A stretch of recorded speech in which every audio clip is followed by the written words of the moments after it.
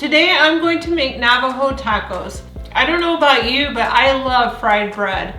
And when you combine that with taco meat and pinto beans and all the toppings, it just takes it over the top. So we'll start by getting our fried bread ready because we'll need to let that rest for a little while, and then we'll get all of the rest of our ingredients ready. This recipe calls for 2 cups of flour, and that's all-purpose flour.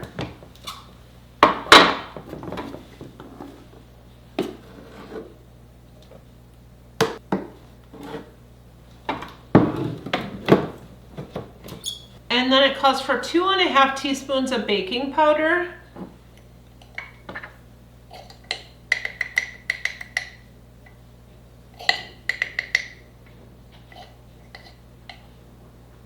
And 1 teaspoon of salt.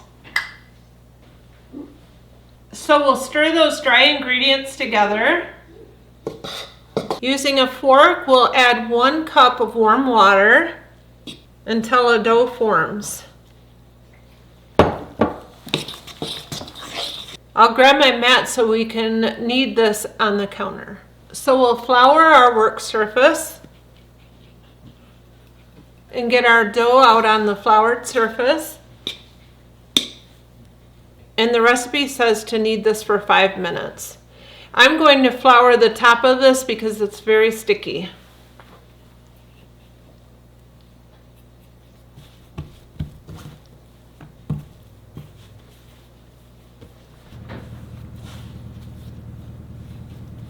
Okay, our dough is about ready. The recipe says to put this in a bowl covered with saran wrap for 10 minutes. Some of the recipes say to let it set for 30 minutes. So I would say to at least let it set for 10 minutes. And it won't hurt to set even longer. I'll just put it right back in this bowl and cover it with saran wrap. Okay, I have 2½ pounds of hamburger that I'm going to fry up for the Navajo tacos.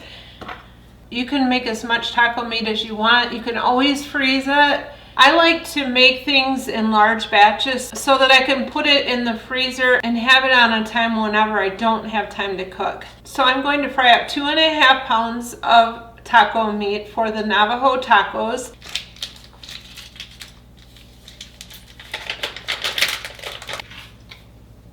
I'll break this up to be quite small. I always put a few onion flakes in the hamburger when it's frying. I know that I'll be putting spice in here, and there is onion powder in it. I love the flavor of onion, so I always like to add extra. While the hamburger is browning, I'll get the spice mix mixed up. Okay, I'm going to mix together some taco spice seasoning mix.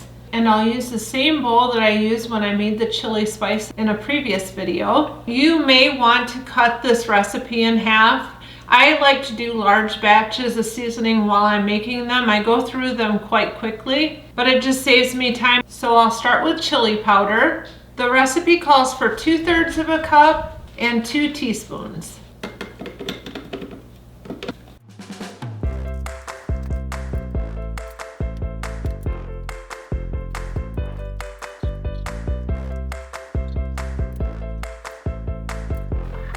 I've got them all in the bowl. I'll get them stirred up now. This made about a cup of seasoning. You'll want to store this in an airtight container. And this is what it looks like. Okay, the hamburger is brown enough. I'll add my spice to it.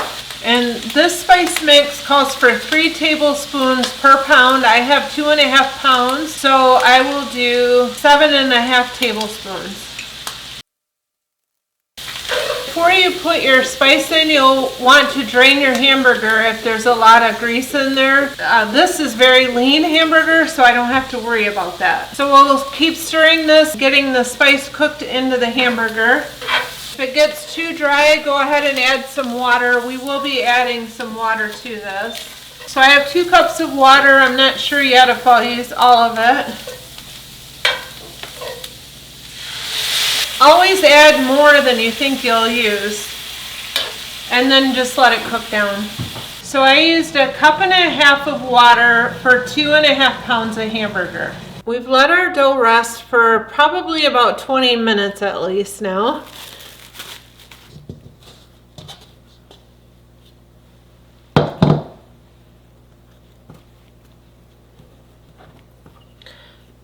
I'll make sure that my surface is floured. And it said to cut it into 8 pieces. So normally when I'm dividing dough up, I just kind of roll it in a log. I cut it in half, and then I cut it again and again. It gets them even enough for me.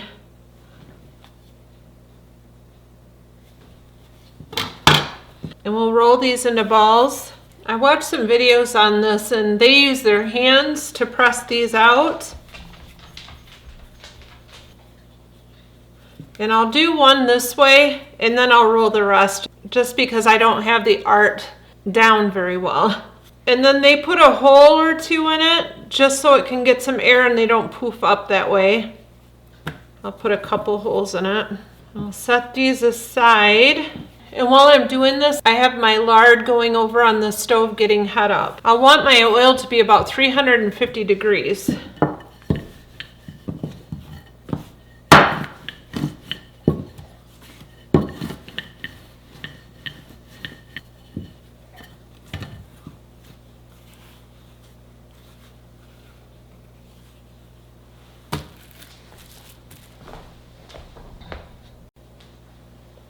Okay, I have them all rolled out and ready to go in the oil. I have some pinto beans here. I used a 16-ounce can, and then I put about a tablespoon of the taco spice that we made in the beans, and then I added some salt and pepper to taste. I'll just let them warm up while we're frying our bread. So what I typically do is I either use a thermometer to test the oil, or I throw in a piece of the dough. If it starts to sizzle and then it rises to the top, it's ready. And you can watch too to see how fast it browns to kind of know better whether you want to start putting your dough in there. I'm going to turn this up to medium high. I feel like it could be just a little bit warmer. I'll go ahead and throw one of these in here.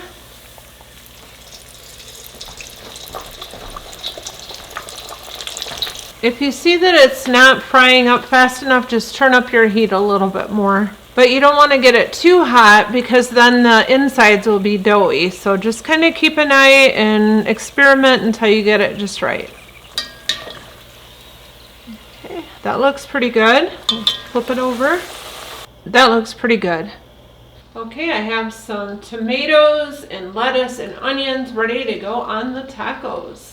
Okay, the fried bread is ready, and so is the meat and beans, and we have all the toppings ready. So let's assemble this. We'll take some of our fried bread, put some beans on there, and some taco meat, and we'll get some cheese on top of that. I'm trying to do it in the same order that I saw some of the Navajo Indians doing it. And then we'll put some onions on top of that. And now we'll put some lettuce on top of that. And then some tomatoes. I think it needs a dollop of sour cream right in the middle. It's time to give this a try. Need to make sure we get a little bit of that sour cream. I will be making these again. They are very good. My husband Rich already tried them and he loved them, so I'm thinking he wants me to make them again too.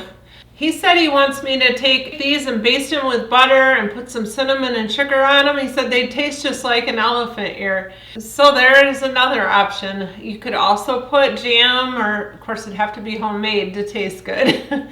I hope you all have a wonderful week. I will see you next week. Bye for now.